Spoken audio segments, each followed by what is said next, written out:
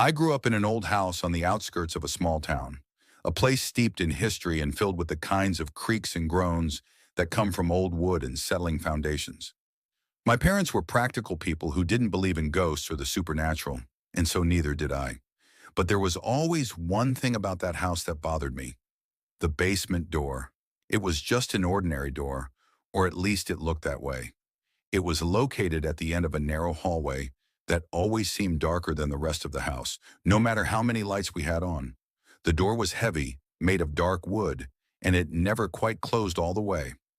No matter how hard you pushed or how many times you slammed it, it would always creep open, just a crack, as if something on the other side didn't want it to stay shut. As a child, I was terrified of that door. I avoided it whenever possible, running past it when I had to go to the bathroom at night and refusing to go anywhere near the basement. My parents would laugh it off, telling me that it was just a draft, or that the house was old and the door was misaligned. But I knew better. I could feel it, the presence, the eyes watching me from the darkness beyond that door. Sometimes late at night, I would hear noises coming from the basement. Not just the usual creaks and groans, but soft, deliberate sounds, like someone was moving around down there, just beneath my feet. One night, when I was about 12 years old, I was home alone. My parents had gone out for the evening, and I was left to my own devices. I had been reading in the living room, trying to ignore the strange feeling of unease that always settled over me when I was alone in the house. When I heard it, the basement door creaked open. I froze, the book slipping from my hands. The house was silent, but I could hear the faint sound of breathing, slow, deliberate breaths coming from the hallway. I told myself it was just my imagination, that the door had opened on its own like it always did. But I couldn't shake the feeling that something was watching me. My heart pounded in my chest as I got up from the couch and slowly made my way to the hallway. The door was open, just a crack, like it always was. But this time, there was something different, something darker. A shadow, too solid to be a trick of the light, was standing in the doorway.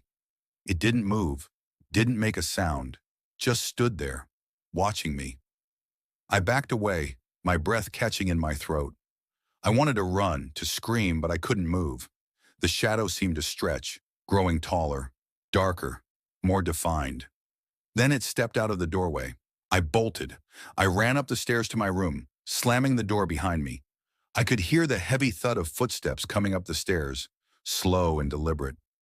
I grabbed my phone and dialed my parents, my hands shaking so badly I could barely press the buttons. They didn't pick up. The footsteps stopped outside my bedroom door. I could hear the soft creak of the floorboards as something shifted its weight, and then silence. I didn't sleep that night. I sat on my bed, clutching a baseball bat, staring at the door, waiting for it to open. But it never did. When my parents came home the next morning, I told them what had happened, but they didn't believe me. They told me it was just a nightmare, that I had let my imagination get the best of me. But I knew what I had seen. After that night, I refused to be alone in the house. I made excuses to stay with friends or go to my grandparents' place whenever my parents had to go out. And when I was home, I avoided the basement door at all costs. Years later, after I had moved out and my parents had sold the house, I went back for one last visit. The new owners had done some renovations, and I asked them if they had ever had any issues with the basement door. They looked at me, confused, and told me there was no basement in the house. I left without another word, but the memory of that shadow still haunts me to this day. I don't know what it was or why it had chosen to reveal itself to me, but I do know one thing: I'll never set foot in that house again. It was supposed to be a weekend retreat, a chance to disconnect from the chaos of city life. My friends and I rented a cabin deep in the woods, miles away from the nearest town. We were looking forward to hiking, stargazing, and telling ghost stories around the fire, but none of us expected to become part of a horror story ourselves. The first night was peaceful. We drank beer, roasted marshmallows, and laughed about the legends we'd heard growing up. The usual stuff: haunted woods, strange creatures, and spirits of those who never made it out. Typical campfire talk. On the second day, we decided to explore the woods. There was no marked trail, so we just wandered, trusting our sense of direction. The trees were dense, their branches forming a canopy that blocked out most of the sunlight. The deeper we went, the quieter it became. No birds, no rustling leaves, just an eerie, oppressive silence. After a couple of hours, we stumbled upon something strange. In a clearing, hidden beneath overgrown bushes and vines, were stone markers. They weren't like any grave markers I'd seen before, just rough, weathered stones standing in a circle. In the middle of the circle was an old, crumbling altar. It felt ancient, as if it had been there for centuries, forgotten by time. Creepy, my friend Greg muttered, but none of us could look away. There was something unsettling about the place, something that made the hair on the back of my neck stand up. We decided to leave, but as we turned to head back, we realized we didn't know which direction we'd come from. The trees all looked the same, and the forest felt like it was closing in around us. Panic set in as we tried to retrace our steps, but the more we walked, the more disoriented we became. It was like the woods were shifting, rearranging themselves to keep us lost. Then we heard it, the whispers. Faint at first, like the rustling of leaves in the wind, but soon it became clearer. Voices speaking in low, unintelligible tones, surrounding us from every direction. We couldn't see anyone, but the whispers grew louder, closer. "Who's there?" I called out, but there was no answer, just the continuous, haunting murmurs. We quickened our pace, hearts pounding in our chests. Greg kept looking over his shoulder, his face pale with fear. "We need to find a way out of here," he said, his voice trembling. But the whispers followed us, relentless. Every time we thought we were making progress, we ended up back in that same clearing, standing in front of the stone markers.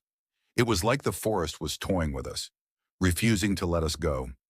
As night fell, the whispers turned into voices, clearer and more menacing. They weren't just whispers anymore. They were taunts, threats, and promises of doom. We huddled together in the clearing, too afraid to move.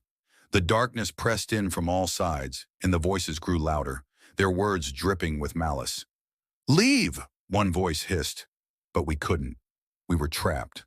Suddenly, Greg stood up, his eyes wide and unblinking.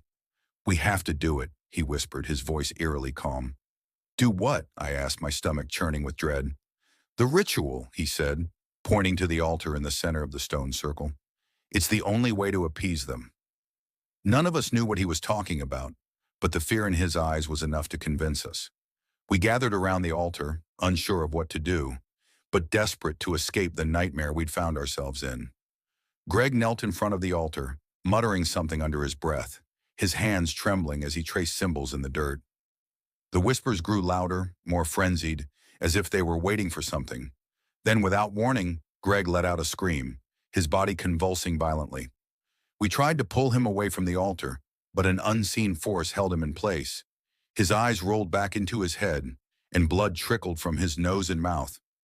Finally, after what felt like an eternity, the whispers stopped. The silence was deafening, and Greg collapsed, his body limp and lifeless. We didn't stay to find out what had happened. We ran, not caring which direction we went, just desperate to get away from that cursed clearing. Somehow we found our way back to the cabin, but Greg never woke up. We left the woods the next morning, shaken and terrified. Years later, I still think about that night. I've tried to find out more about the area, about the strange altar and the whispers in the woods, but there's nothing. No records, no stories, nothing to explain what we experienced. All I know is that something evil lives in those woods, and I'll never go back to find out what it is.